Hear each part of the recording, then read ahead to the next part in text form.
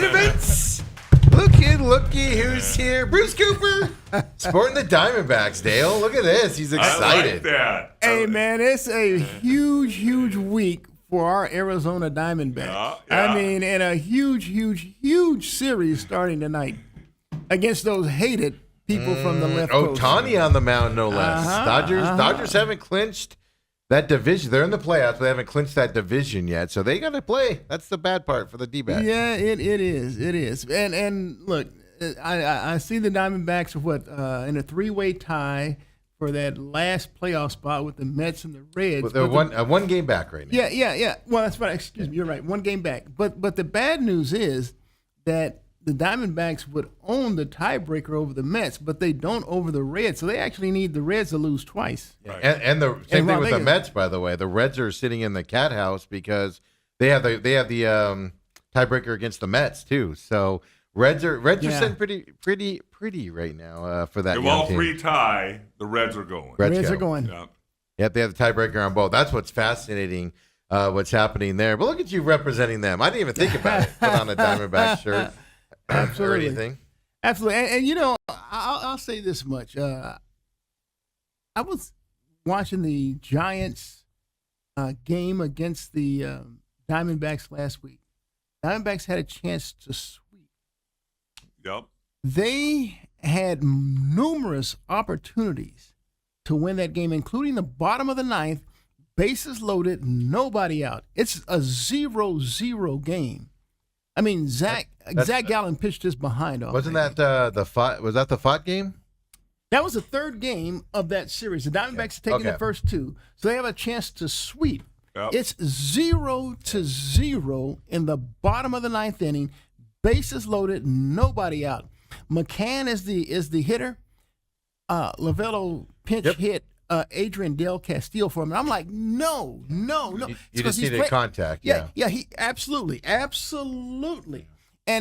that's what I'm thinking. I said, Adrian Del, Lavello is playing that matchup, lefty-righty matchup. Yeah. I'm like, dude, sometimes you just have to forget that and just play with your gut. Play with what your eyes are telling you. Not what they do anymore. Yeah, Del Castillo is like I said, he has a high proclivity to strikeouts. Uh-huh. And that's what you don't need. And sure enough, he struck out. And the Diamondbacks didn't score in that inning. They wound up losing in extras. I said, mark this game, circle this game.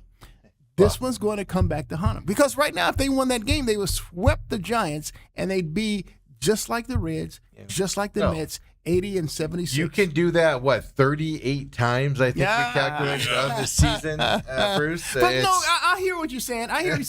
But this was the freshest. I mean, it's there for the taking. Bases loaded, nobody out, 0-0 game. Yeah. And, you can do that with that Reds game that the Reds have the tiebreaker because of the rain. They didn't call that game.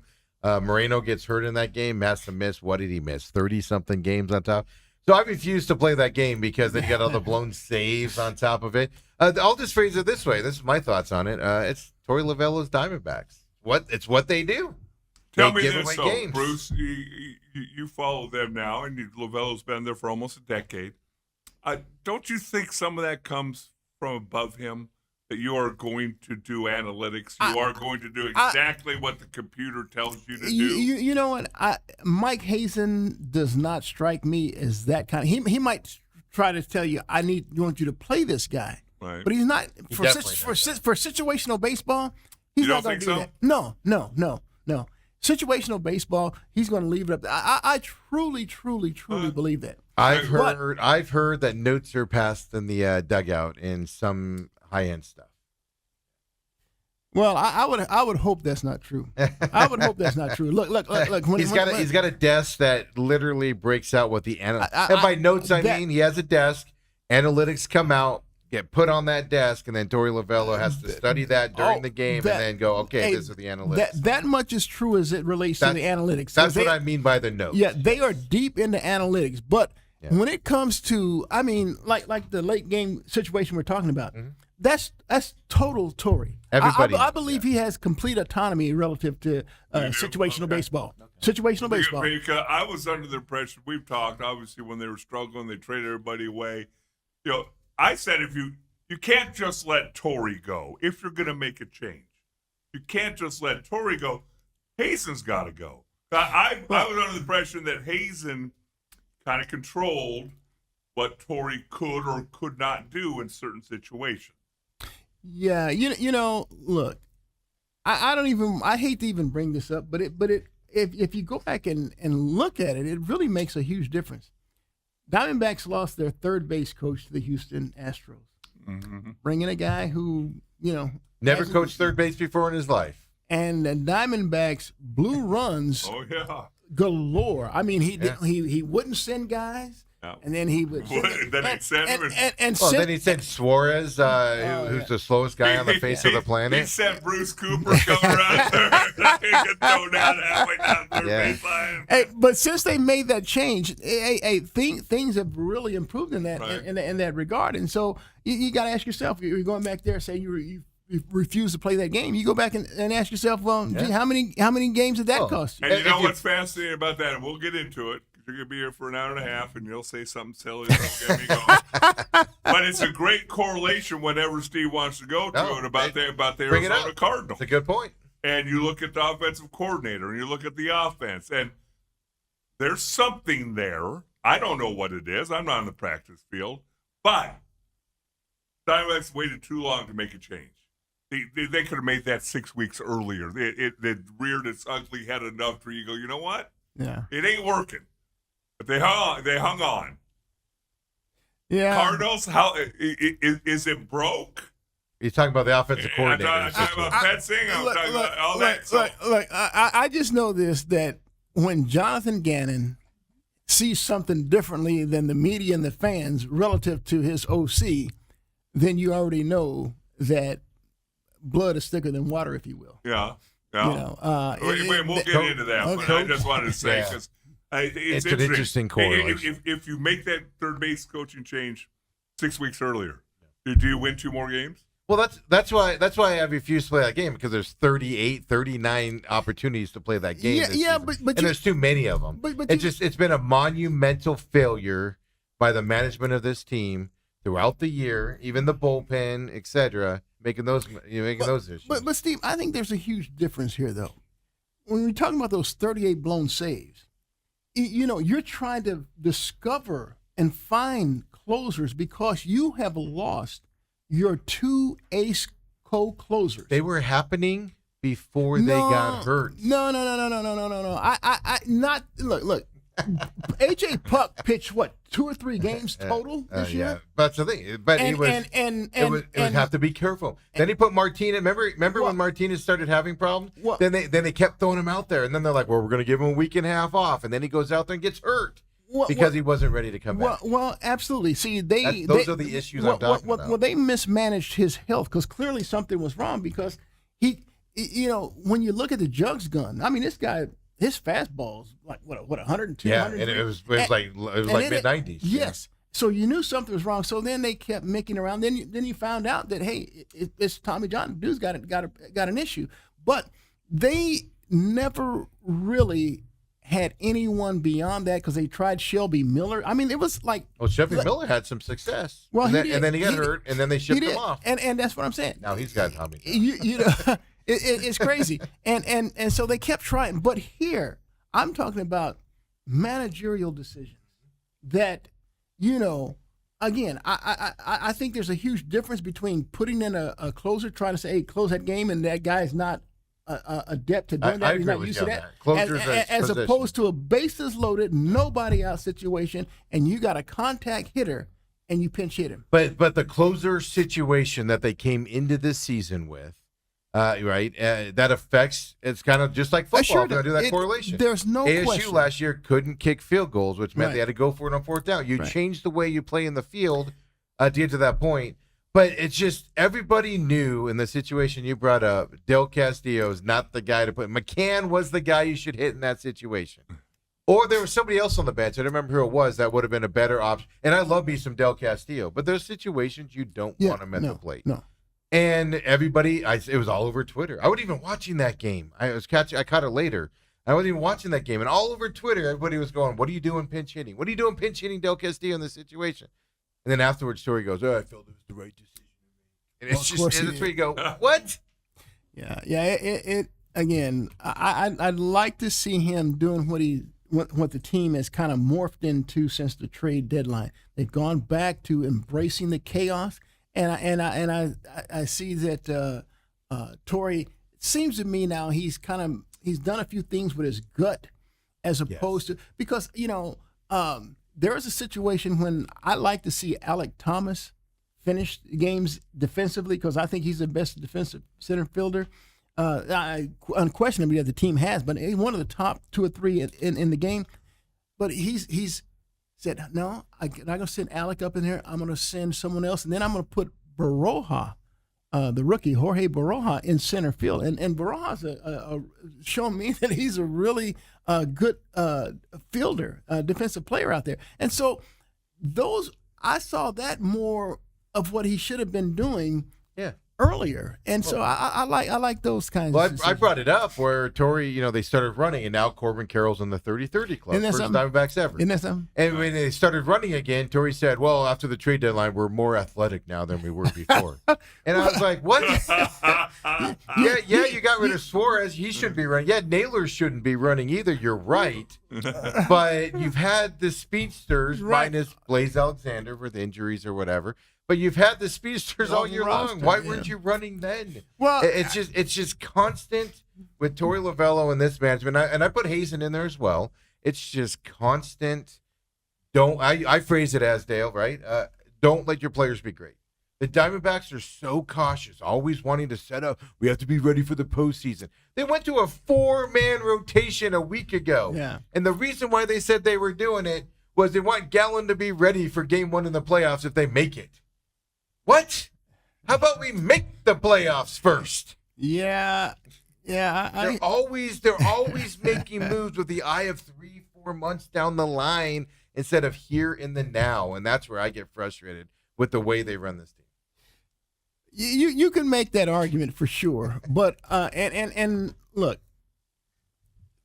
Torrey also came out and said, "Look, our prize #1 top-rated minor league player, Jordan Lawler, is not going to play defensively the rest of the way." And he won't go up against right-handers either. He says he's going to go as a designated hitter. Yep. Now, only against lefties. Right. And so what? Why? You don't know what you got. He refuses to let players go be great or just fail. So in other words, you're telling me that Lawler's only going to play when Bruce Cooper's on the mound. Basically, and look, I don't know what that does to the confidence of Lawler. Yeah. But I mean, to publicly say that, I totally disagree with. I mean, the only start where nobody had a disagreement with was Thought's last start, where he went the 9 innings, almost pitched a no-hitter, and they ended up losing in the extra innings. That was the only game that you remember where he didn't either leave a starter in too long or pull him out too early, and everybody complained about it. And it's just like we had to wait till September when you're in a playoff push before you start letting your guys be great. Well, Steve, I'll say this, and I've asked myself this question.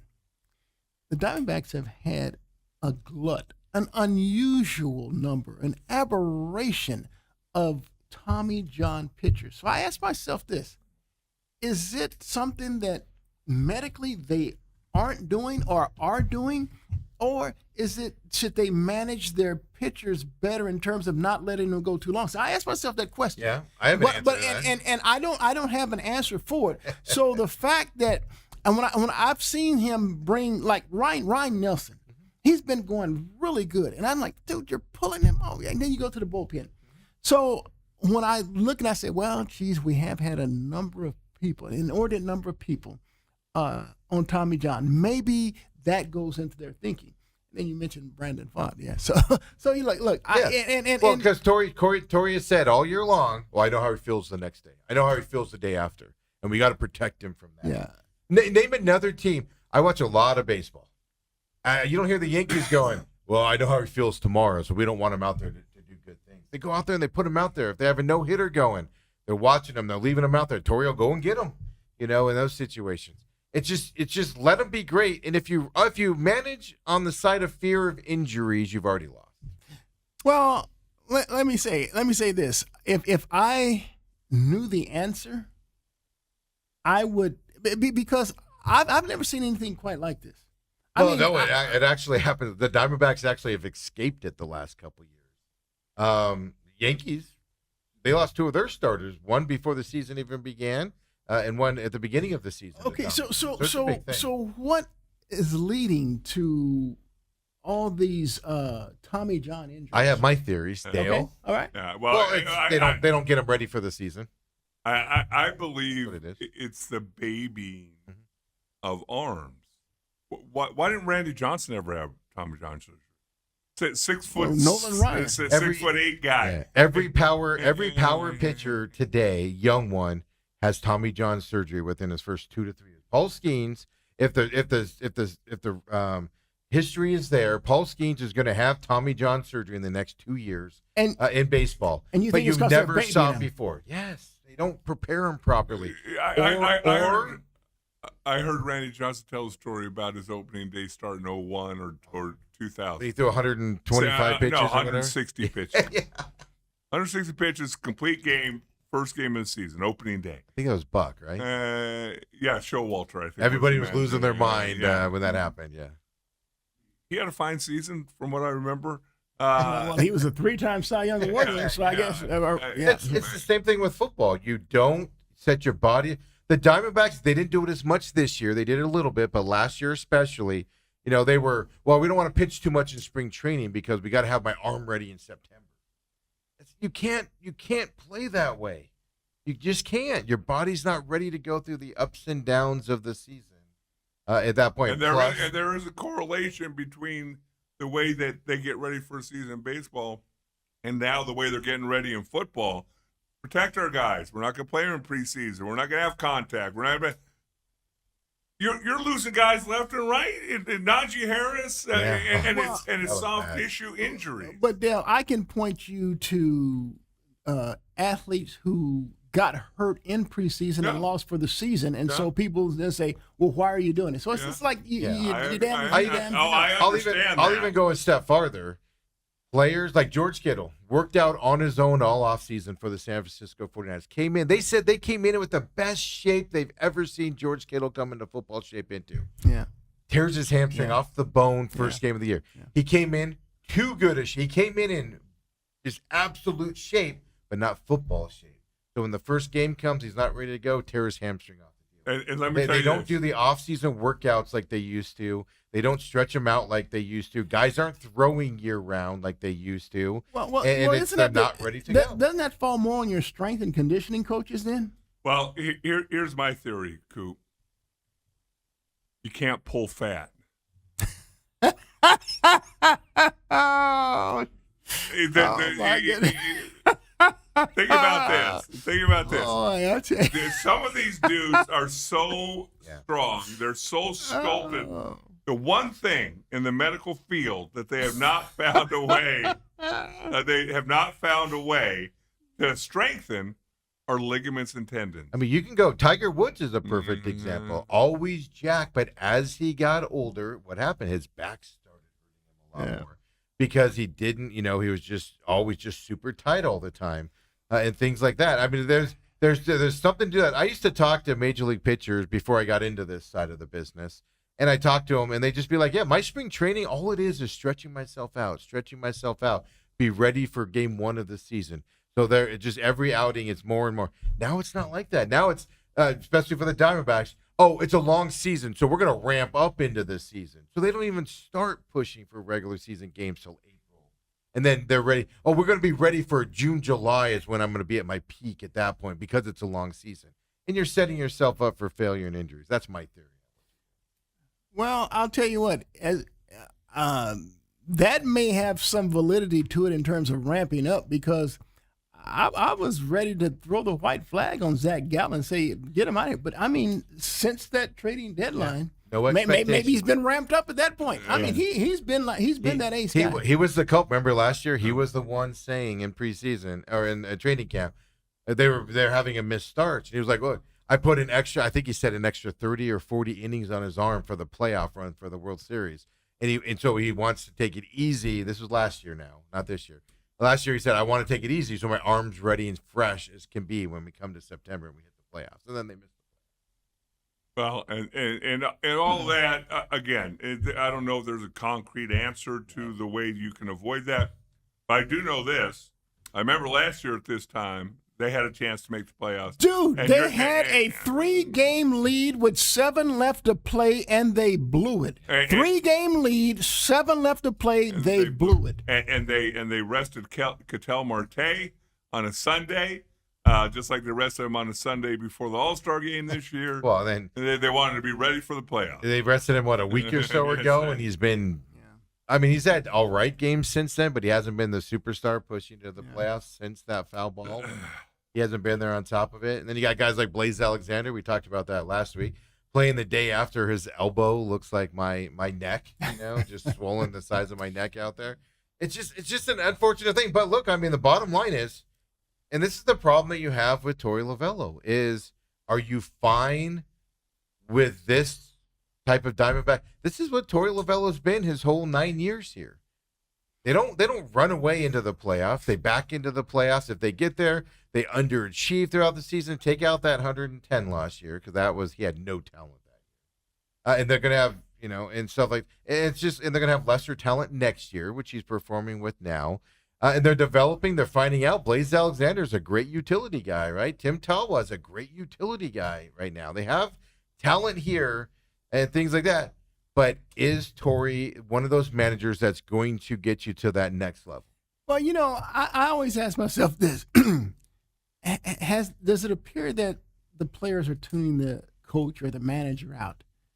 And I can't definitively say that that's the case with the Diamondbacks. But I will say this, and I go back to a story that Dale told, because we talk about how Torey kind of babies Ketel. And Dale tells a story. I believe it was Jimmy Johnson. Yeah. And I guess that's true. I mean, you have to earn your right to be babied. Basically, is what Dale preached at Jimmy Johnson. But here's the thing. But here's the thing. Yeah. You want your Ketel Martes to be the best, most hardworking dudes on your team. I got you.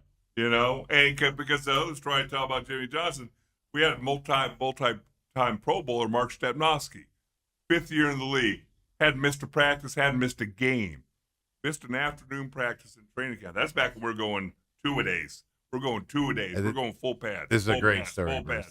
And he tweaked his ankle in the morning. He's out there in the afternoon, just has his jersey on. Jimmy walks up to him and goes, "What's going on, Mark?"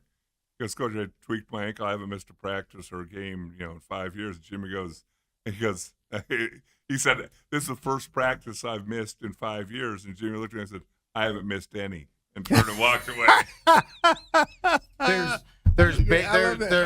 There's protecting guys and giving them a little bit more freedoms as your superstars, and then there's just flat out in a big moment game saying, "Oh, you want to sit out? Okay."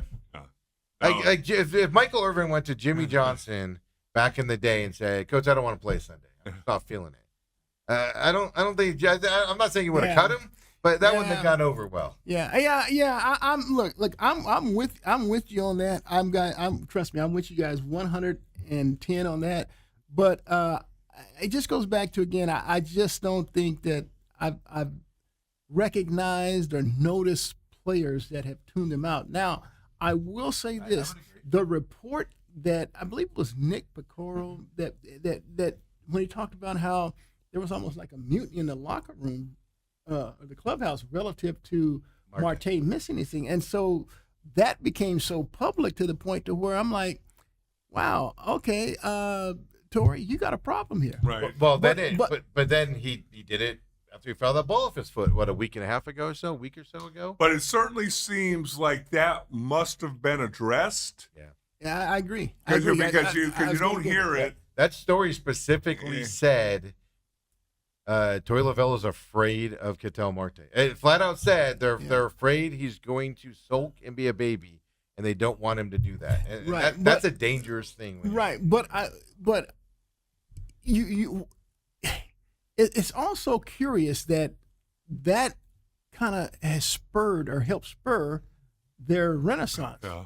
You know, so I agree. Something was said, yeah. and maybe, and we don't know what But it is, but maybe don't the players? Maybe Cattell saw himself in that one-way mirror and says, "Hey, look, if my guys are like this, I mean, because he had a press conference. yeah, because he had that little mea culpa press conference, and so it's like you don't say I'm sorry unless you're acknowledging some type of. But fault. I mean, here's the other side of it. Forget about Lovello being afraid of him or whatever the phrasing was. But players have to address that, and you can't tell me that Perdomo, Suarez when he was in that locker room, Naylor in that locker room, those guys did not miss games. Yeah. Suarez would get hit by a ball and be like, "I'm out there the next day." Yeah. You can't tell me that But they is there weren't anybody addressing. in that locker room? Again, if Randy Johnson, Mark Grace, Luis Gonzalez were on this team, would Marte be a little bit different? You gotta say so because you know sometimes you have to you need that player that I know where you're going that player that takes control of that locker And room. I don't know of anybody on the Diamondbacks who has that. I think probably the closest one to that is Perdomo, but does his voice really resonate like Randy Johnson or Luis Gonzalez? Oh, I mean, Mark Grace, Randy Johnson, they would have taped him to a locker, told him he's going out there. You know, there would have been serious repercussions, possibly a fight in the locker room on a player that pulled that stuff and would be gone, right? And they're out there. So we'll keep it rolling when we come back. Your Diamondbacks, one game out, starting tonight. They got to keep winning. I think it was Mets. Diamondbacks have to go like 5-1. Mets have to go 500, and Reds have to go, I think, just under 500 for them to have a chance. Well, no, that's not true. If the Diamondbacks went 5-1, the Mets. I think it was the Reds, too. Right. The Reds have to lose two more games. Because all the Mets have to do is lose one game, and the Diamondbacks own the tiebreaker on them. Okay. But they need the Reds to be to lose two. Yeah. Yeah, I'm going to look that up and see if there's an update on that stat out there. Hey, was there a college game last weekend? Did some team go deep in the heart of Texas? Some team did. Are you talking about SMU? Is that what you're talking about? Come on back, folks. Main event, second hour, coming up next.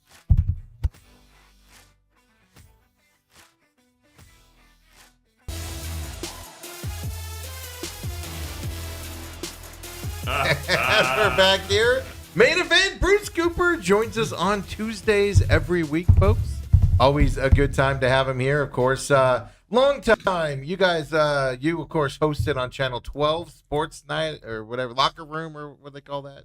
And Dale would come and join you. Yeah, you know, him and Dan Minucci, we call them the Killer D's, you know, and of course, you know, Dale always brought these lame thoughts to the table. And eventually I'm the one who got killed.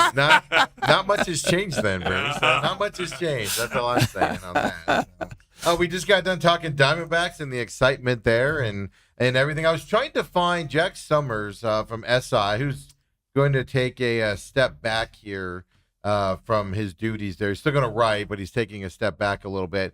Put out that updated stat regarding what the Diamondbacks have to do in there, and it's a Herculean effort, but the Diamondbacks went from 1% to 10% chance to make the playoffs. Well, while you're looking for that, I got a question for both of you. Okay, Bruce first.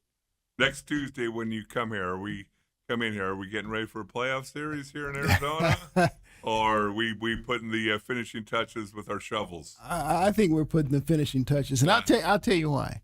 I mean, if you look at the final 6 games that the Reds, the Mets, and the Diamondbacks have left to play, by far and away, Dodgers, Padres, Diamondbacks' final 6, much tougher than what the Mets and Reds are dealing with in their final 6. Here's the problem the Diamondbacks have. If they go out, let's say they sweep the Dodgers. Oh, boy. That puts San Diego in the place to steal the division, which means Dodgers have to play these 3, which means then if you do well against the Dodgers, that means the Padres have to play to try to win the division in the next 3.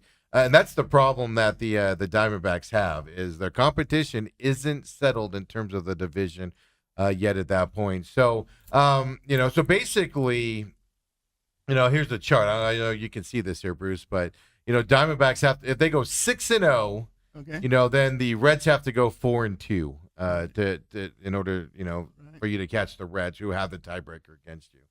If the Diamondbacks go 6-0, the Mets have to go 5-1 in order for you to pass them and win that spot from there. So even if you go 4-2, right? Let's go more realistic. Just they win 2 out of 3 on each of these, so 4-2 going into this. So if the Reds go 4-2, Diamondbacks have to go 6-0. Mets go 4-2, Diamondbacks would have to go 5-1. A Herculean effort here. Again, I'm not even really that concerned with the Mets. I'm concerned about the Reds. Because the Mets have the Cubs for 3, and Cubs have kind of clinched everything up there. But they're still going to be playing, setting their lineup and everything. Look, I believe the Marlins are on the roster or the schedule for. Is it the Reds or is it the Mets? The Mets, I think, last 3. Mets last 3. Yeah. Well, here's the problem. So if the Reds just go pedestrian and go 3-3 over their next 6, Diamondbacks have to go 5-1 in order to beat them. It's just the Reds are the biggest threat now. Nobody saw the Reds in this mix. They've gotten on fire lately to get there, but that's why it's not going to happen.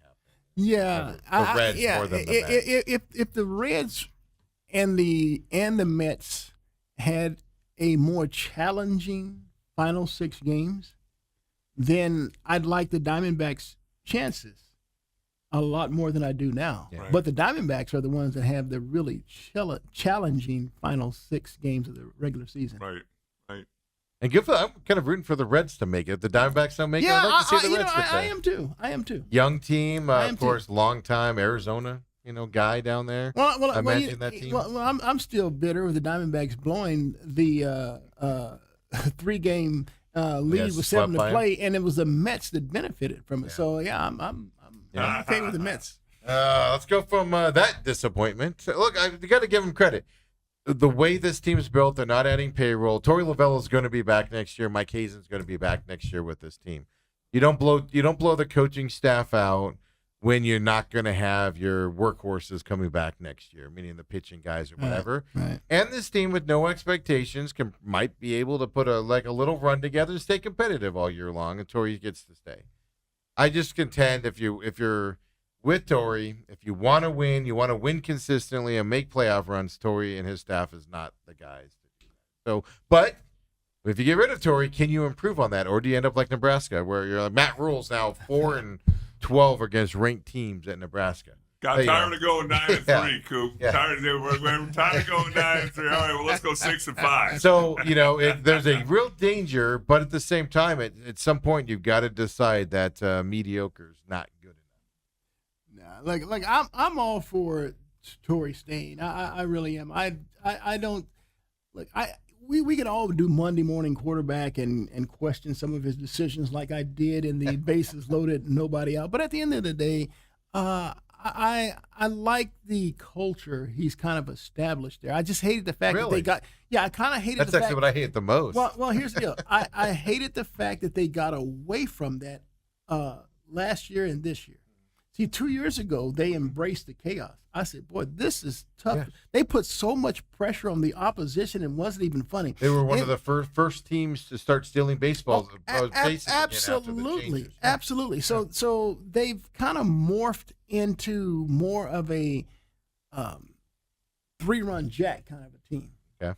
And especially this past season when Naylor joined Suarez, and then you see some other guys putting up power numbers. Like, I didn't know that Perdomo had 19 home runs and damn near 100 RBI in him. The RBIs that were kind of catch your eyes. Yeah, right? yeah. And so they started, and then look, Lourdes Gurriel Jr. is another one of the guys that could hit the big 2-run homer, big 3-run homer, or something. And of course, he's out for the season as well. So, the fact that we've seen the Diamondbacks trade away 2 big boppers, lose Gurriel to injury, and now they have to go back to their rabbits. I like this team, and I think Torey does well when they run. They put pressure on, with a young team with no expectations. Torey does amazing. Yeah, and they play extremely good defense. I think that's what serves the Diamondbacks. But you add the Corbin Carrolls, you add the Naylors, you add the Suarez to the team, and then Torey Lovullo is just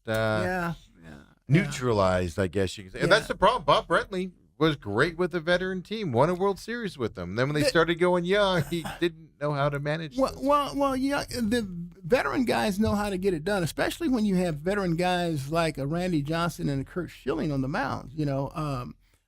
Look, and the Diamondbacks didn't really seem to have too big of problems with their closer back then until they got into the World Series. I mean, when Byung-Hyun Kim all of a sudden, hanging curveballs right in the middle of the plate. Kim, I think if you look at all-time great Diamondback closers, I think him and Papa Grande are my top two choices. But their closers were like 1 or 2 years. Manti came in and just dominated as a closer and then just fell apart. They get a closer in here that dominates for X small amount of time and then just disappears. Yeah, it's the weirdest thing with this team and their closers. And one thing is, I'm just tired of hearing, "Oh, we're going to do closer by committee." It drives me nuts. Guys want their roles. Guys need to know their roles, and they refuse to do that from there. So Brandon Pfaadt, Ohtani tonight. Not going to be easy for the Diamondbacks with Ohtani on the mound. He can still sling it. Well, I think they're still trying to stretch Ohtani out. I saw it wasn't long ago that he threw 5 innings of no-hit baseball, and he was done. So I think the Diamondbacks will be able to get into the Dodgers bullpen early in this one. And look, if there's a bullpen that has been as pathetic, I shouldn't use the word. By the way, he was out in 68 pitches in that moment too, so he doesn't have the stamina to go deep.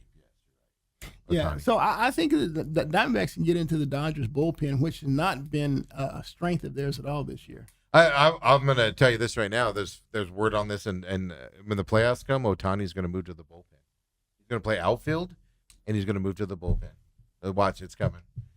Because they're going to want him late game situations where he can go out there an inning or two, close out a game, or at least get them to where they need to go, because he can't start and go deep into a game. Plus, they have just every starting pitcher on the face of the planet that's any good on the Dodgers anymore. So watch for Ohtani hitting the bullpen here coming up. That'll be an interesting playoff wrinkle coming up. Real quick, tip of the cap to Clayton Kershaw retiring after this year, 10-2.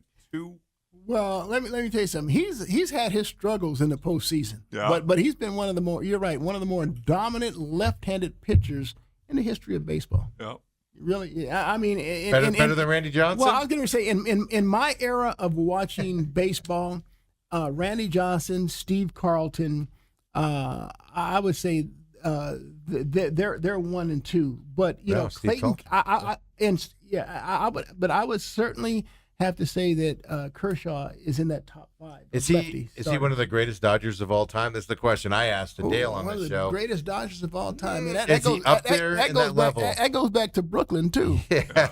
Well, if you want to forget Brooklyn. I mean, just he's one of the best pitchers there with a bunch of guys, but is he one of the best Dodgers? Well, let me put it to you like this. See, I couldn't put Sandy Koufax in there because I didn't really see Sandy Koufax. So, but in terms of Dodger lore, he's considered one of the... I guess he's the best left-hander of all time. Yeah.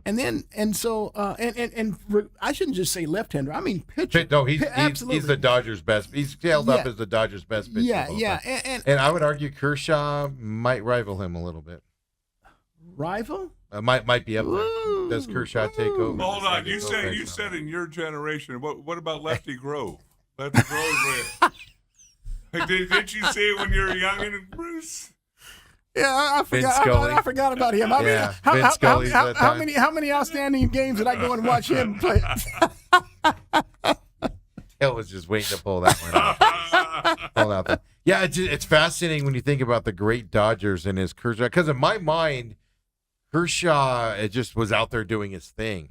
And then now that he's retiring and you see all of his stats and you think about it, it's like, man, he might be you look one at of the all-time greats. Dodgers. Look at his strikeout numbers. I was kind of oblivious to that until you're looking at him like, geez, man. Yeah. Isn't that weird how in the moment, like Ohtani, you're like, Ohtani, one of the greats. Right now we're watching one of the greats play baseball.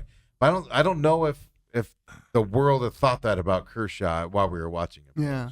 Where you were like, this guy, you knew he was really, really good, Hall of Famer, et cetera, but you weren't putting him into that level. But you know what I thought that really tainted his stats or his stature was his dude, you got to deliver in the big moments, man. Yeah, he's not going to be up there with You mentioned him earlier. They ended up at Texas, pitched till he was like 42, or Nolan Ryan. Yeah. Right. He's not going to be in that level in my eyes because of that. Like Nolan Ryan just dominated you no matter what. Well, just the career stats for Clayton Kershaw regular season: 222 wins.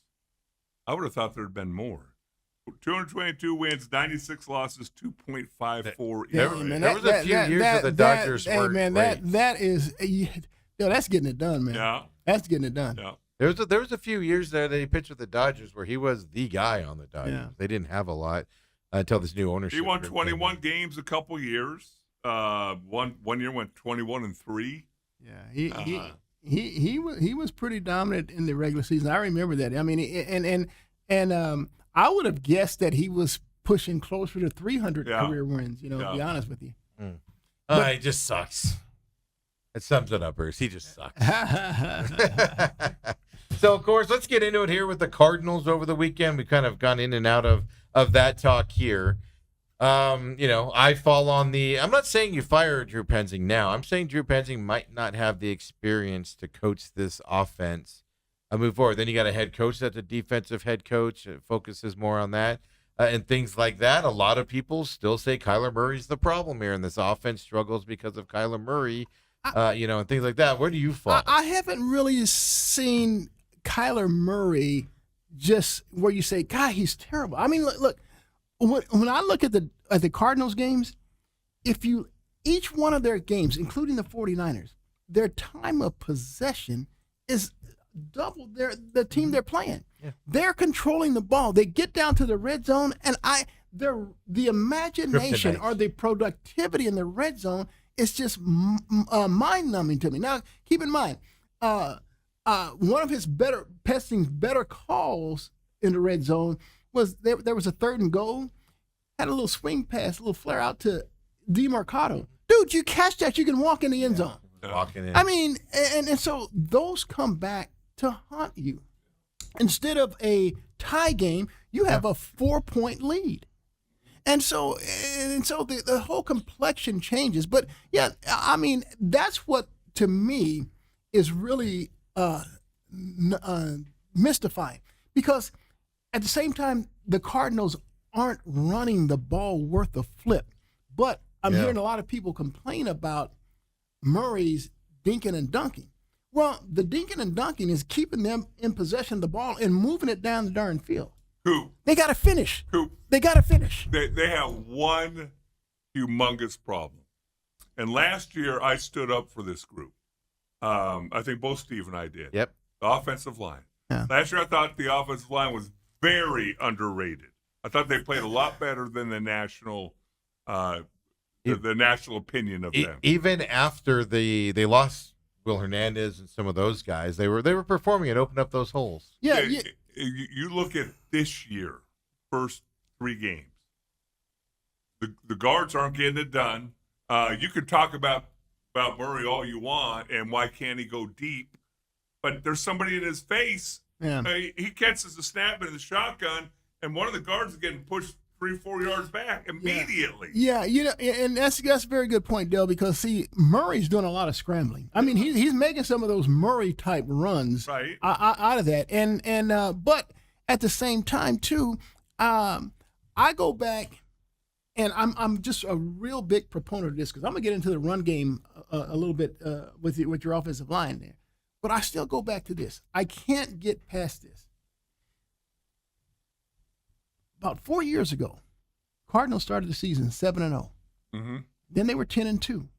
They lost a guy named DeAndre Hopkins, and they lost 5 of their last 6, including that embarrassing playoff loss to the Rams. Right.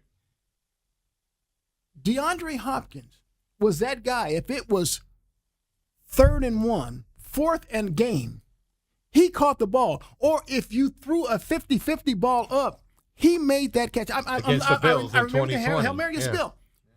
Dude, since DeAndre Hopkins has left the Cardinals, and look, I'll give Gannon and Austin Forth credit. They thought they had that replacement in Marvin Harrison Jr.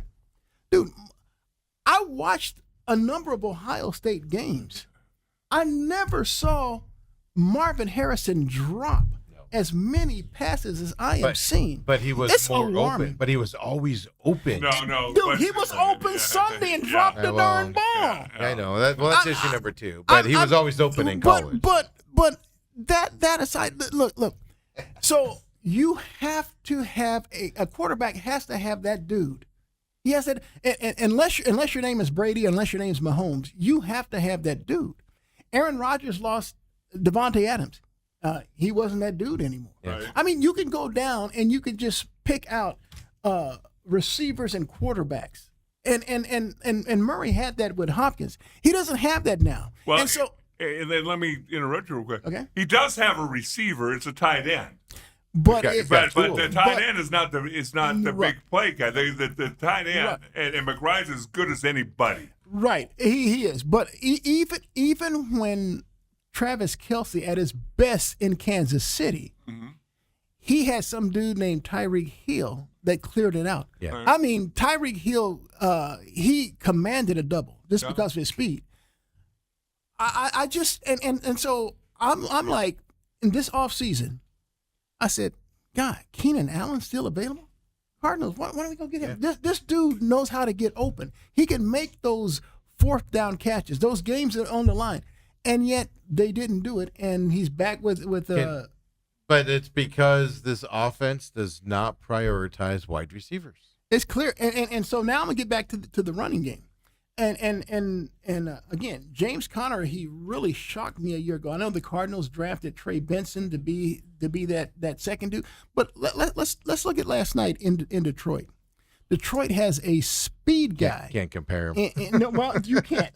But I'm gonna talk about this though. I'm gonna talk about this. I know where you're I'll talk going about with this. He has a speed guy in Jahmyr Gibbs, but then he has a foot guy, a feet guy in Montgomery. Montgomery, and in Buffalo, because we were talking in the break, Buffalo has this feet guy in James Cook. So, in other words, going back, Detroit Lions used to have a pathetic offensive line, but they had a feet guy named Barry Sanders.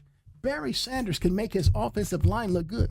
Now, for the Cardinals, they have too many backs that are about the same. You know, I mean, look, Mercado and Benson are kind of like speed guys with a little bit of power. Connor's a power guy. Their best feet guys are Michael Carter, and even we haven't seen him much because he's been with the Cardinals for just this year. Bam Knight. They have to be able to get guys who can create running lanes by them own. Did you watch David Montgomery last night? No. The fact that he Yes. was able to create with his feet and found a crease and buy you. The Cardinals don't have that. They just don't. But they have some people on their roster who can do that. They just don't do it. They're just stuck in the mud. I Doing will, the same I damn will thing. say this also. Defenses are, I'm going to say, loading the box. They're not Okay. necessarily Okay. blitzing or something like that, but they're filling those gaps with Okay. an extra guy I- to stop that run. I get you there. And see, that used to be my argument with the Cardinals forever. Cardinals had a guy named Garrison Hurst. And then they had a guy named what did Hurts go on and do? well, exactly. And then they had a guy that they drafted. Gosh, I'm losing his name.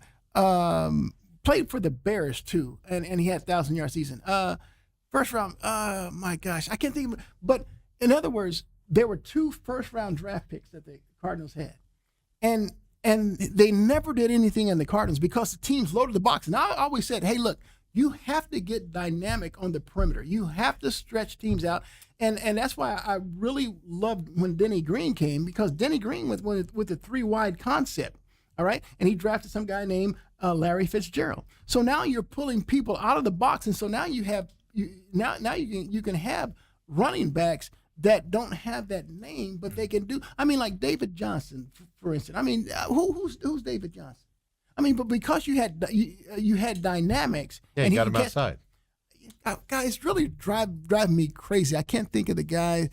I got them all listed here. Okay, he was in the they had drafted Garrison Hurst in '93. They drafted this guy, and I believe it was 2000. This has to be like you're not talking about Marcel Ship, are you? No. He was a first-round pick, and he went on. He left the Cardinals, and like Garrison Hurst went to the 49ers, became a 1,000-yard rusher. Dominated. This dude left the Cardinals and putting up 1,000 yards with the Bears. The And 90s, huh? yeah, I believe it. Well, 2000 you said? Yeah, I Val? think it was year 2000. Well, if it was 2000, it'd have to be Tim Hightower. No, it's 2008. No. So between those two, No. Marcel Ship was 2001. No. Okay. Well, maybe it was 1999, 1998. Because Pittman, Michael Pittman. No. Oh, really? No. His first round pick. This guy. Gosh, it drives. It's killing him here. I got everybody up here. It really is. He wore number 20. Man, With the card. the memory on you is ridiculous. Look. It is. I'm. Gosh, why is it Tommy? Is it Butler? I mean, it's. There's a name. This dude. It's not Beanie Wells. I know you're not thinking of him. No, Beanie Wells was he was a first round pick with the Cardinals. But he was like number 31. But this dude was like top 10. Cardinals spent 2 top 10 picks. Garrison Hurst was like number 3 overall. Yes. This guy that I can't remember. He wasn't that memorable. Well, he went on to have 1,000-yard seasons when he left the Cardinals. Ronnie Brown? No. Well, it's either Ronald Moore, Ronnie Brown, or Trey Benson. They're the only number 20s. Well, maybe he's 20. Maybe he was 20 with the Bears. Yeah, it's funny. I don't remember who was after Garrison Hurst. To be honest. Yeah. There was a first round pick, a running back. Gosh darn it! What? You're saying he's in the first round. First round pick with the Cardinals. Okay, so from 93 on, 'cause they didn't have one in 92, Garrison Hurst, Ernest Dye, Jameer Miller, Simeon Rice, Tom Knight, Andre Wadsworth, David Boston, L.J. Shelton, Thomas Jones. Thomas Jones is the guy. That's him. Thomas Jones is the guy. That wasn't on my list. Was he in 2000, Dale? He is in 2000, number 7. Yeah, he wasn't on. So don't search. Obviously, must be crediting him to the Jets because he wasn't on that list. When he left he had 1,000-yard seasons with the Bears and the Jets. Yeah. I mean, and so it always boiled down to the same darn thing. You know, the teams loaded the box. And so if teams want to load the box now, you have to get dynamic on the perimeter. And the fact that the Cardinals, granted, they spent the 4th overall pick on Marvin Harrison Jr. They have not added to that. They have not. Look, but why would they add to it when they don't prioritize wide receivers? But here's if they had a second receiver, say Keenan Allen, we'd be in the same boat we're in now. Hey, look, you don't spend the 4th overall pick in the draft on a wide receiver if you don't want to prioritize them. Cardinals did. Well, I just think they got the wrong. I think they got the wrong dude because the LSU duo of Malik Neighbors and Brian Thomas. That was my question to Dale. Would it be different if you had Neighbors in here? I think so. He's so look. He has that Tyreek Hill type of speed. And it takes me back again to an ASU wide receivers coach, Prentice Gill, who recruited, he told me he recruited both Neighbors, Thomas, and Harrison when he was in college, as a college recruiter. Right. And when I asked him who would he take with the 4th overall pick, he said unquestionably it would be Malik Neighbors. He talked about how dynamic this guy is in and out of his breaks. It's tough for defensive backs to stay with this dude. And so I just said, I'm gonna go with I would like Marvin Harrison because I sell more of his games at Ohio State. But here's the thing that I said, and I did the Ohio State Penn State game last year. And I came back on that Monday or Tuesday, and I said, when at Ohio State when the ball's coming to him, and he's involved. He's all that in a bag of nuts. Yeah. But I'm a big body language guy, Bruce. Big body language guy. Coached for 20-plus years, and a kid could be looking at you just like this, and he could be telling you to go to hell without even saying anything. I'm a big body language guy. Marvin Harrison doesn't have good body language, and I know that doesn't come into play per se, but when you see him out on the field and his body language, it's a downer, kind of like Kyler Murray. Yeah. Well, and two, I think I was hung up on Ohio State being wide receiver U. I mean, you look in NFL, the Garrett Wilsons, the Chris Olaves, Becca, Jackson Smith, and Jigba. It was like a no-brainer for me. Right. But LSU ain't far behind. no, they really aren't. I mean, if you look, and so look in retrospect, hindsight, Malik Neighbors is that guy. The thing that gets me about Marvin Harrison Jr. is you can't tell me that he's catching every ball in practice and everything's perfect. He's running the right routes in practice and all that stuff. Then he gets in the games and now all of a sudden he's not focusing and he's dropping them and things like that. And I've asked Dale, there's not being at practice. Nobody's in those private practice. Even the media people, they go there, they have open practice where they stretch and then they kick you all out and then they do their thing. You can't tell me there's not warning signs in practice because the first 2 drives of the game, they looked at Marvin Harrison Jr. once, and it was like the 20th play of the first 2 drives that they even looked his way on that game. And if you want to get him more involved, if you have confidence in him to get more involved, you go to him early. And they refuse to do it. Well, it could be a situation where Kyler Murray is saying the right things, but he doesn't believe it. Well, because if I have a receiver that drops that many passes, look, there was a touchdown pass he should have caught in the darn end zone. Yeah. But they got bailed out because the receiver behind him was got pass interference. Yeah. And I'm like, man, that's a catch. DeAndre Hopkins makes that catch. I want to tell you Most receivers make that catch. I want to tell you this. So we focus on drops, obviously, because there's nobody within shouting it's distance egregious. of them. But here's the thing that stands out to me, and here's where I think you're actually onto something, Coop, which is me saying something. What? I don't know. I don't know if Kyler Murray trusts him. And I'm going to point out the play where Kyler thought he was going to run a go. He stopped. Right. And let me tell you what happened there. The play was called to go somewhere else, and Marvin Harrison stopped running his route. He stopped and he was watching. As a wide receiver, you don't ever do that. You don't know what's going to happen. You don't know where the coverage is going to bring the quarterback. And he was standing 10 yards off the line of scrimmage. Kyler Murray threw it 25 yards down the field. Who knows what would have happened? Probably would have dropped it. I'll have to bring that play in tomorrow because I'll have to bring that play in tomorrow because not only did he stop, he didn't have his hands up to catch the ball. He just stopped running and just stood there. He wasn't ready for anything. And then, because again, I go back to my playing career, and Troy tell me about what he looked at, what he thought, and talking about Troy Aikman. For Michael Irvin, 18-yard comeback, that inside foot hit 18. Troy's throwing the ball because he knows Michael's hitting that. He's coming back to 15. You can't cover it. He said by the late 90s, we're running an 18-yard comeback. On first down, we complete it. It's 2nd and 2. That's because the receiver cut the route 7 yards short. Was that Rocket Ishmael? And that's when you see quarterbacks having to do the pump. I don't know what he's going to do. And so now all of a sudden you go, well, right. If I don't know what he's going to do, I'm not really going to take a chance on him. I'll go a step farther and watch the big drop that Marvin Harrison Jr. had there, the catch in the end zone. What was happening with the quarterback? He was scrambling. Sure is. To me, I put it out on Twitter during the game. I said, Marvin Harrison Jr. looks lost out there. It's not the design plays he's struggling with, but when Kyler Murray has to scramble, it's like he doesn't know where to go, what to do. He has no confidence in that moment. And if the ball comes to him, that's when he drops it because he's just like out there going, But Steve and Dale, this is the problem that I'm seeing with Marvin Harrison. I didn't see it in college. He tries to body catch more passes than even on the week before. The week before against Carolina, they threw the fade in the end zone. You know, he's waiting for the ball to come here, which allowed the defensive back to knock it down.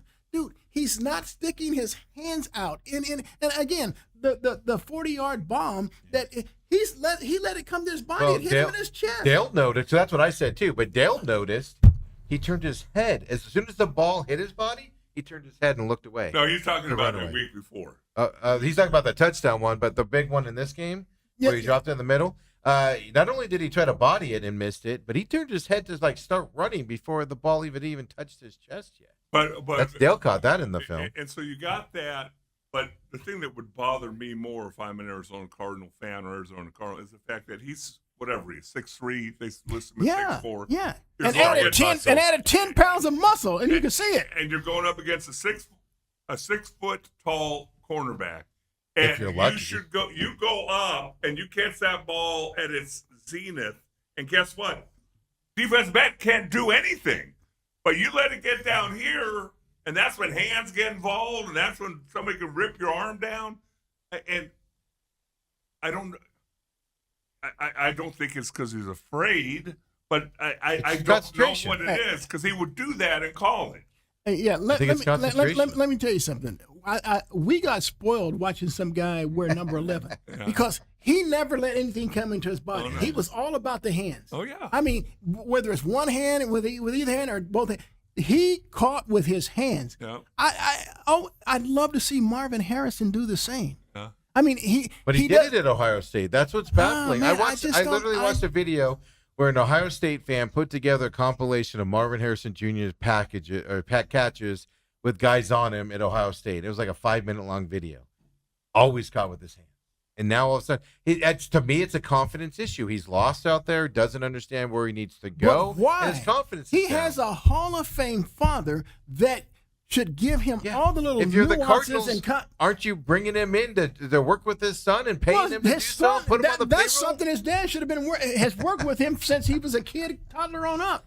I mean, his dad is now time for him to turn him loose. I mean, I don't understand this. I really don't. Look, I see Larry working with his son Devin, and look, Devin has a long way to go, but he's being tutored by his dad. Right. He's gaining some knowledge that most kids don't get. No. Marvin Harrison Jr. has gained some knowledge that most kids don't get, but his problem is not mental or anything like that. I think it's well, mental. I shouldn't say that, but I think I it's mean, mental. he's physically not using his hands the way he should. But I mean, you know this. Once you lose your confidence, Well, you lose your form. You're but- not sure but- what's happened. Like but- that ball, I have no doubt when that ball was coming to him, he was so wide open.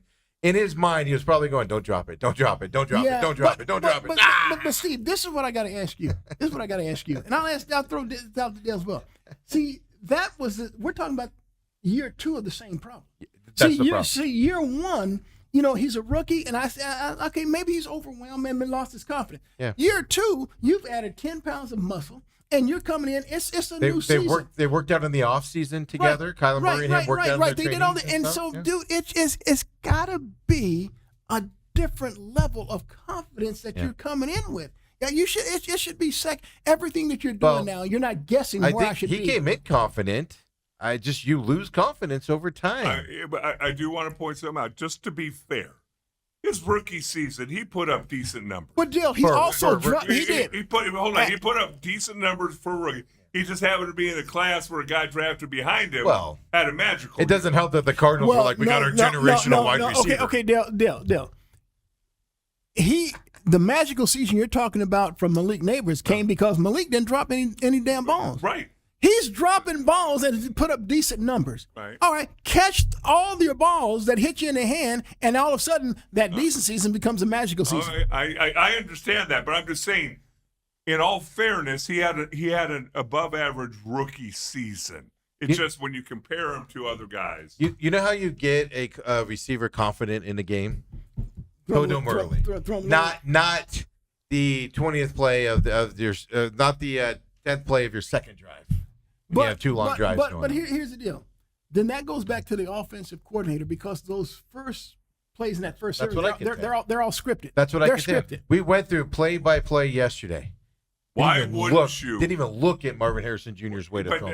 I'm going to tell you something again from my playing days. But you would think in your script, play 2, 3, or 4. It's an easy one to Marvin Harrison to get him going. You would think that would be in there. A 2-yard slant I or don't maybe care. a wide receiver A screen. stop route, well, Yeah. whatever. Yeah. Chan Gailey was the coach in Dallas for a couple of years, and he would have Troy write down his favorite pass plays and turn them in every Saturday. And do you know Chan Gailey didn't call any of those pass plays in the first That would make me angry. quarter of a game, whatever the script was? Troy came busting into my room on a Saturday night halfway through that first season. Slammed the door. He goes, that blankety blank has me write down my favorite play. You got a Hall of Fame quarterback, whether you knew he was one then or not, at least a Pro Bowl quarterback, and you're not calling one of his favorite plays? What that's to me coaching suicide. Yeah. But why would you do it? Petzing, You understand. Get the ball to him early and try it and see if that gets him engaged. Yeah, you know, another thing that bothers me about Petsy He's is bald. uh, He's bald. Got a big head. well, look, you and I'm watching Lamar Jackson last night. Yeah. They have some designed rollouts for him. Yeah. They even and when I watch the Detroit Lions, they even run what they do with the Rams with Matt Stafford. They have the misdirection stretch play where they naked boot out. Yeah. It's either an option to run or pass. Well, you know, with Goff and Stafford, they ain't running. No. They're finding that tight end. But that's the point, though. Tight end's running wide open. Right. But even on those short, third down plays, fourth down plays, or whatever, even down in the goal line, dude, they're not using his legs to put pressure on the defense. And so that's what drives me crazy. Yeah. All of Murray's big play things that he makes, his ad libs, it comes off him, just being in the pocket, getting pressured, and have to find his ad way out. lib. Right. And yet there's design plays of rollouts that other teams are taking advantage of this of their quarterback's mobility, and the Cardinals don't do it. I'm sorry. Think about this. You get Kyler Murray out on the edge on a 3rd and 3. Sure. All right. Versus Matt Stafford out on the edge, Absolutely. 3rd and 3. Absolutely. Who puts more pressure on the defense? Dale. And Stafford, you don't hear me. Stafford converts it and does all that. Yeah. You don't hear me. I mean, it's like, and I listened to Gannon yesterday talk about. Well, I thought Petsy had his best play calling game of the year. I mean, I had no problem with it. I'm like, dude. That was on 98.7. He walked that back a little bit in his press conference. Well, I can see major problems, especially. Look, I remember last year there were some plays that Petsy did use where, again, Murray he's showing one way. Naked's out the other way, and it's an easy first down, and the clock and the chains are moving. Yeah. He's not even doing that. Well, I mean, like we brought this up off air, but I mean, and I know we're escalating to a level the Cardinals aren't at. They're not at the Ravens. They're not at the Lions. They're not at the Bills. No. But look at those offenses and what they do with their quarterbacks and make them. Even look at the Bears with Caleb Wilson. He's not. We don't know what Caleb Wilson is yet. But look what Ben Johnson's doing Not with Caleb him. Wilson. Caleb. Williams. Oh, Wilson. Well, we got breaking news in football, by the way, so that's why I said Wilson. If you get my hint here, Dale, I told you it was going to be week 3 to week 5. This is going to happen. He's been benched and is now Jackson Dart's game. Russ and Wilson. Sources say Wilson's being benched. Jackson Dart's getting the start for the Giants. Dable's trying to save his job, but besides that, it's just you watch these other offenses and they're creative. They move the ball. They get it around. Yeah. And then that's why they're this is my contention on the red zone when they cannot score touchdowns in the red zone. They are so predictable on offense, and they don't change it up at all. Then there's drives where Drew Penson, we played the clip earlier, he said, we threw it deep. They threw it deep in the third quarter of this game on San Francisco. Why aren't you doing that in the first or second quarter? Why are you waiting so long to get into that? And then you went away from it at the end of the game on top of it. It's just there's no innovation. There's no – now, and I'll even give Drew Penson some credit here. He's a young coordinator. He might not know how to solve this problem. Let me tell you something. When we start talking about these other teams, there's one glaring difference. The quarterback? No. And look, I think Murray's doing okay, dude, honestly. It's the offensive line. Yeah. Guys, we can't – again, I stood up for them last year, and I thought they played pretty well. They have not been good this year. Ravens' offensive line last night struggled mightily. They played against the Detroit Lions defense. But let me say this though. Last year, one of the surprising offensive linemen to me was Yelder Froholt. Yes. I'm like, who is this dude? Yeah. Because they brought him in from Cleveland because obviously they had a history with him there. Right. But he was like a guard. They put him at center, and I thought he really was nails. Yes. And so I thought Brown and obviously Hernandez played well, and then that right guard became a revolving type of situation until Isaiah Adams stuck towards the end of the season. So it almost seems like Austin Fort is.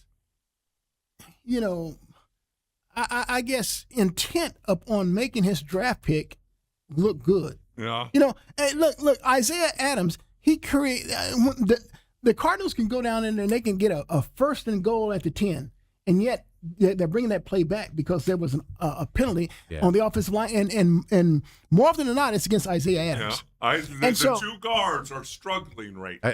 I think I'm betting money we see Will Hernandez make a start this Thursday night, or at least come in and do some spot work here on the offensive line this week on Thursday night. Well, which would help out that guard. At the end of the day, we could talk about play calling. We could talk about rolling Murray out, and I agree with all that. But if the offensive line, again, if you go back and watch some of the plays, a couple of the passes they tried to go deep, there is a dude a yard in front of Kyler Murray who had pushed, I believe it's the right guard, Adams, straight back in the pocket.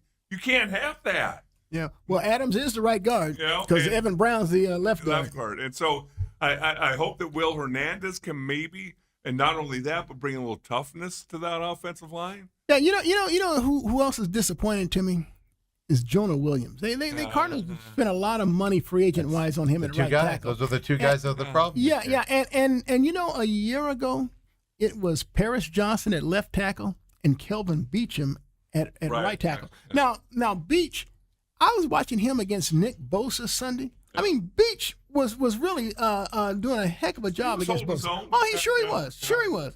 And so I'm like, man, as old as this guy gets, he's almost as old as Calais Campbell. But they know they're pros. They know how to play. Right. And so Dale, I would have to concur with you that the Cardinals' offensive line has been a major disappointment. And it used to be, by the way, that was just the national narrative.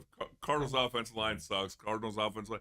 And I thought last year, I thought Froholt played at a Pro Bowl level. Yeah. Now, he'll probably get that recognition this year. Paris Johnson is a really good, above average, probably top 10-ish left tackle. But if your guards are giving up pressure, getting knocked back, and they're not knocking anybody off the ball, you got some problems. Yeah, you can talk all the running, and do you want a foot guy or a speed guy or a power guy? If there's a 300-pound dude standing there, I don't care what you do. I mean that unless you're Barry Sanders, you're right, Barry Sanders. Well, then there's been one Barry Sanders in our lifetime. Well, maybe Gale Sayers. Well, I mean that would explain why the running game doesn't have holes to run into and stuff like that. Also, Yeah, so I'm anxious to see what we see Thursday night, but I would love to see the Cardinals use players to their strength. Yes. And that's my argument with the offensive side of it. They don't. Rellis does it. He puts them in positions for success. Offensive side, they don't. It's glaringly obvious. They're just, this is our offense. This is what we're running, and it's not to the strength of some of those guys. So, see, those secondary receivers become important as well. Mm-hmm. Because I'm telling you, if Zay Jones catches that 3rd and 9 pass, it's ballgame. Cardinals win. He's in concussion protocol now. And he caught it until he got down to the ground. Yeah. And the guy's stripping it away. Dude, I'm telling you, you cannot underscore the value of receivers in today's national football. Look, let me tell you something. I was watching the Cowboys game against the Bears, in which they got throttled. The week before against the Giants, I mean, CeeDee Lamb and all these guys, they're running roughshod. Prescott is matching Russell Wilson. I mean, throw for throw. And yet the Cowboys, early on their first drive, they lose their number one receiver, CeeDee Lamb, for the game. Yeah. Dude, they didn't even look the same. They didn't even look the same. No. And so now I understand he might be lost for 3 to 4 weeks. 4 to 6 is what I was reading this. So tell me this. So the one thing that we have not touched on, what is the impact of not having James Conner going to look like? Well, let me tell you something. James Conner is that tough dude, but let me tell you something. If the Cardinals, if they started using some of the players to their strength, they'll be okay. Benson is one of those guys, and they're trying to run Benson outside on sweeps. Yeah. They need to run him more off tackle. You know, like in between the tackles. And then if he can get a crease like Montgomery created for himself last night, Montgomery just didn't have that closing speed like Gibbs, so he got caught from behind. But Benson has that closing speed. Damari DeMarcado has that closing speed. But where you and look, Sunday aside, when he dropped the pass, DeMarcado is a nice receiving back out of the backfield. Use him more one-on-one. That's what won him the job. Against these linebackers, but not just in flares, going beyond that. Yeah. That's the thing. When was the last time they ran like a running back sweep to the outside? They don't run that stuff. Or in terms of a pass out there, a guy coming out of the backfield. Now with Michael Carter, if he gets elevated, he's a guy that you could do that. Yeah, absolutely. Now here's the deal. I know Ben Johnson left Detroit and he's gone, so and a lot of the plays are still left there. Yeah, right. But you got to give credit to their new OC. Who is in the organization. Yeah, absolutely. So he knows it. Dude, it was like 3rd and goal for the Lions. So Goff hands the ball off to Amon-Ra St. Brown. And then he was a quarterback who's running, and then he flipped it on a little option to Gibbs. Easy touchdown. I mean, I'm like, come on, Cardinals, give me something. Give me something. I don't think you have to get that creative because there's one team that's that creative, but you got to have something. I'm just telling you, when you're sitting in the stands, when the guy sitting next to me that's 7 beers deep and face full of nachos, when he's going, run to the right, then your offense is too predictable. And that's my problem with it. You got to get some creativity. I think the Cardinals can do okay without James Conner. My problem is he was the heart, he was the soul. When he was the Larry Fitzgerald of this team, meaning he got the ball, even if he didn't get yards, he worked hard in there, set the tone. I don't know who's going to set that now, minus Will Hernandez coming back. He'll set that tone because he'll mess somebody up, on the defensive line. But I just don't know if they have somebody that's going to set that tone in an already lackadaisical offense. Well, I'll tell you what. Maybe the Cardinals will do better because, again, I hate to keep going back to that season, but the Cardinals also had some guy named Christian Kirk along with Hopkins, and they had some guy named A.J. Green. I'm still mad at it. Didn't turn around to catch that ball. That's the thing. A.J. Green wasn't great, but he's a veteran. He still allowed coverage to go over. And so the Cardinals that year, I mean, Kyler Murray was one of the top 3 quarterbacks. He's MVP conversation. In deep passes. So it's not like he can't. But I got to go back to Dale's point. I don't remember him being under duress when he was looking to throw those balls, those deep balls. Right. I actually argue Kyler Murray's probably the best when he's under duress, but not when his receivers don't know what to do and can't get open and drop easy passes that hit him on top of that. We got about 5 minutes left, Bruce, tonight. We'd be derelict of duty if we don't talk about, speaking of bad offenses, then you got Arizona State Sun Devils. Yeah, look, their game against Baylor, I mean, again, it was kind of reminiscent a little bit of the Mississippi State game in the second half when they had these long sustained drives and they wind up with field goals. But when they needed it the most, it was 3rd and I believe about 9, a 61-yard pass play from their own end zone. Yep, to studio. Yeah. Yes, right. Where did he come from? Derek Eusebio, a rocker. And so that's been my argument. Jordan Tyson is so dynamic, and I think this ASU football team, they are much deeper at the receiver position than they were a year ago. Especially if Moss comes back. Yeah, Jalen Moss has been he's pulling a relief Brown from a year ago. Yeah, and so. But they have to start using these guys. They start throwing. So now, for the second week in a row, they've started using Shemaiah, the tight end. They should number 7. They should have used. I always call him 7, but they should have been using him all along. He showed last year he's a good outlet that can go and mismatch for those guys. In the first couple of games, they didn't even look at him. They didn't even look at him in the first 2 games. And they have a freshman tight end, Ia. Believe that's how you pronounce the young kid. Yeah, 18 years old, 17 years old, that kid. This kid's like 6'6", and he has soft hands. He catches everything, and yet they don't even want to play him. And I look, I get you got Kamari Anderson and you got Harpole. You got some veteran. That was the kid we always play the videos here from fall spring practice. But this kid. And I noticed that ASU's now this kid can catch, and I don't know if they want to try to save him for a red shirt, but why would you want to do that? Well, he's 17 years old, so he can help you now because he's soft hand. Look, you remember a guy named Deuce Robinson at Pinnacle? Yeah, Deuce reminds me so much of this guy. Really? 6'6" target, soft hands. I mean, you can play him tight end. You can even spread him out.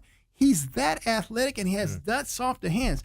I don't know why you're going to hold a guy. And so in today's game of transfers, I wouldn't play that game. I'd play this kid. No, That's the problem. I really would. And so they also had a guy, Jaron Hamilton, that they got from Alabama transfer. Now he has all the speed in the world, but you don't know if he's going to catch it at the other end. But they're starting to use it. Look, he drew a huge pass interference penalty, and so I just against Texas State, he had a long pass that he ended up not catching at the end, but it opened up the defense. Right. And but I think they need to start going that route a little bit more because Jordan Tyson's teams they're not dumb. They're saying, look, man, we got to bracket this dude.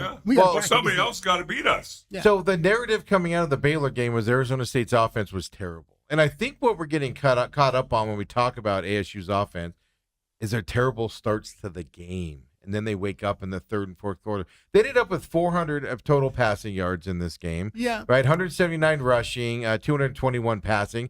Is that what we're used to with this offense? No. But that's a respectable, good number against a good Baylor But here's the deal. Give credit to Baylor. Baylor says, look, they are a run-heavy team.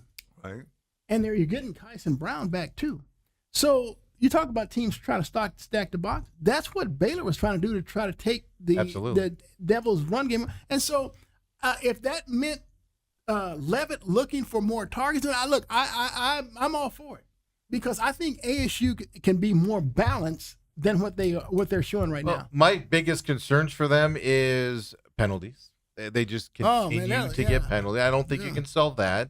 But then also, when you win the turnover battle 3-0, and you're kicking a field goal to win this game with no time left, that's an alarming stat to see because you couldn't punch it in anywhere else on that side. There's something with the red zone in Arizona. Oh, isn't that the truth? Both the Cardinals and Sun Devils. Yes. Like literally, these teams are mirroring themselves. ASU, they have to figure out how to start a game fast, especially Friday night against TCU. If they come out slow, they're going to be down. They're going to blink and be down 21 points here. I mean, you got those Horned Frogs. I mean, Steve was thinking they're going to look past SMU last weekend for the ASU game. I said, when's anybody ever looked? They didn't have to look past them because SMU didn't show up. But same thing where you win the time of possession, right? 36 minutes, 24 seconds there in time of possession compared to their 23, and you're winning the game with a field goal. Those, just like the Cardinals. Yeah. Not scoring touchdowns on long drives and things like that is going to come back and bite you in the Big 12. And they've been lucky. They've been not lucky. They've been able to pull it out.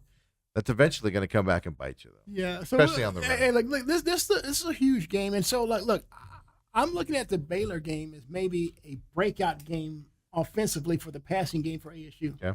Because Levitt, as you know, came in with all the preseason Heisman hype and everything like.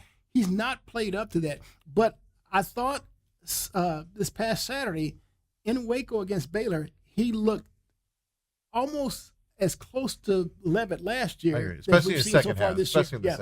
It's just they got to figure out this beginning of the game stuff. Their offense is terrible at the beginning of the game. No cohesiveness. They look, just they can't get anything going at that point. And it's alarming when you start a game. Like you said, we script this stuff. We're practice. Our first couple drives, we practiced that all week long going into the game, and then you go out there and you just look terrible, right? 14 plays, 45 yards for 5 minutes, 44 seconds. Then they punted it after that. 6 plays, 23 yards on the punt after that Baylor field goal, right, from there. Then you start to see them move it a little bit, right? 13 plays, 83 yards, and that's where they punted it on their next one, that 3 plays, 2 yards there, right? Then the end of the half. They came out and they instantly, 5 plays and out, to punt it there. Then you start seeing the longer drives. I know after the fumble, it was a short field. If you got to get points after turnovers, I believe that's the key. And you prefer touchdowns, but you'll take the field goal in that situation.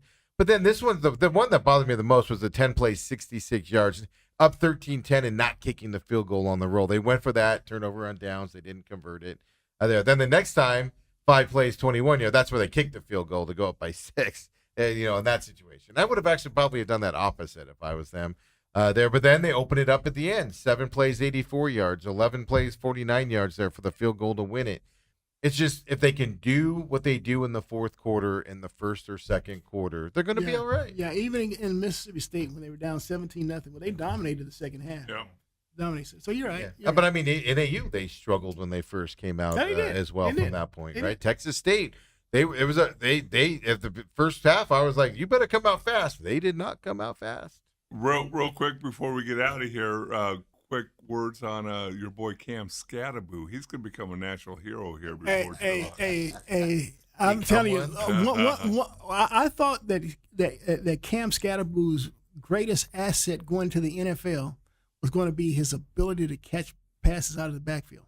It doesn't matter if you're swinging it a wheel route or if you're putting him down one-on-one against a linebacker. This dude can catch. But I thought that would be his greatest asset. And so that touchdown run where he used his hand to keep his balance and just dove into the end zone. I mean, this dude. I love Cam. Oh. I love Cam. He's going to become a Well, he New has Yorkers another love kid. him too. Yeah. He's like the talk of the city. If over you there. become big in New York, look out, baby. Well, now that the starting running back, I forget his name right now, Taylor, I think it was, he's out for 4 to 6 weeks.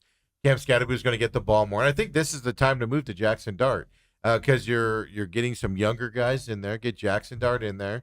Once they put Jackson Dart in on that game on Sunday night for that one play, I went, they're switching to Jackson Dart. They wanted to get him in. For that one, was a third down or something where he ran the ball for 3 yards. I was like, they wanted to get him in there, get his feet wet. Now they're switching. Well, here's the deal. It's not official. The Giants haven't announced it, but every major national guy is saying Jackson Dart's getting the start. And the thing that makes me mad about this move is this might save Dable's job. Jackson Dart's going to be a stud in this league. Well, look, there's no turning back now. You can't turn to him now and then go back. Right. No, which tells me.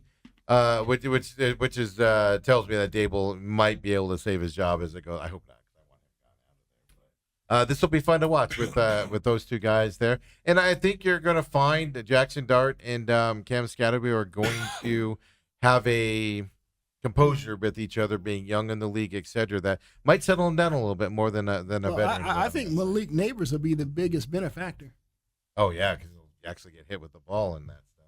Bruce, thanks for joining us as always. All right, guys, we'll see you next week, and we'll be talking about a Cardinals win against the Seahawks on Thursday. And ASU victory over TCU, and the Diamondbacks falling just short of postseason. Well, what's the prediction? How many games out are they going to finish out? I think they wind up 2. I hope it's not half or 1. I want it to be 2 or more because 1, it's going to be like last year where they lose the tiebreaker. I want it to be big enough that we don't have to sit here and be like, oh, my, so close. Yeah, I just think that I just think that their schedule with the Dodgers and Padres and those teams needing to win, it's just it's too much. Other breaking news: I knew this was coming. I was shocked it hadn't happened yet. Oklahoma State has fired Mike Gundy, according to Keith Hamill as well. Really? I'm 40. I'm a man. Yeah, I'm 40. I'm a man. I knew it was coming. I wasn't sure if it'd be this week or next week, but Pete Hamill saying that has happened 9 minutes ago. He's out. 3 college coaches fired 4 weeks into the season. Before halfway through the season. Yeah.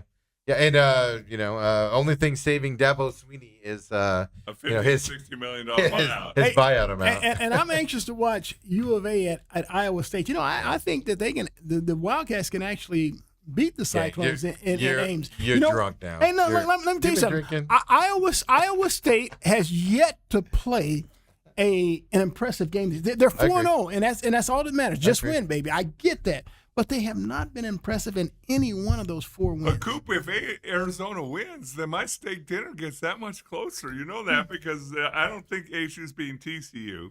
And Arizona go 4-0. Look out, baby. I'm getting hungry. Well, in that case, Steve, I think you're absolutely right. Yeah. Iowa State wins that game. Most importantly, Dale just called his shot. He's going against ASU again this weekend. Dale doesn't like local teams, folks. Hit Helly up on Twitter.